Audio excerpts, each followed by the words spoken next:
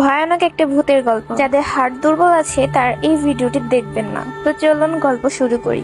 একদিন আমি বাজার থেকে আসার সময় একটা বট গাছের নিচ দিয়ে আসতেছিলাম। হঠাৎই দেখতে পেলাম বট গাছে একটা কালা ভূত নাচতেছে, আর তার হাতে ইয়া বড় একটা কলা ছোলাচ্ছে আর খাচ্ছে, আর গান গাইতেছে আমার দিকে তাকিয়ে তাকিয়ে। আমি কি এতই রাক্ষস নাকি যে কলা খাবো?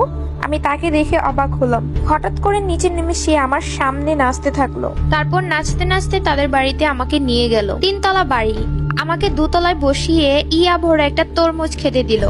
তরমুজ খেতে খেতে হঠাৎই মনে পড়লো যে আরে আমি তো ভূতের বাড়িতে এসে পড়েছি। এ কথা মনে পড়তেই আমি তাড়াতাড়ি বাড়ি থেকে নেমে দৌড়ে আমাদের বাড়িতে চলে আসলাম। তখনও তরমুজটা আমার হাতেই ছিল। বাড়িতে এসে বিছানায় শুয়ে শুয়ে পুরাটা তরমুজ খেয়ে ফেললাম।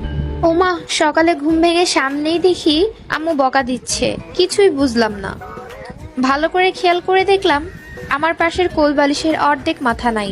আমি তো ভয় পেয়ে গেলাম। এরপর ভিতরের তুলোগুলো ফ্লোরে পড়ে রয়েছে, আর কিছু তুলো এখনো আমার মুখের ভিতরে।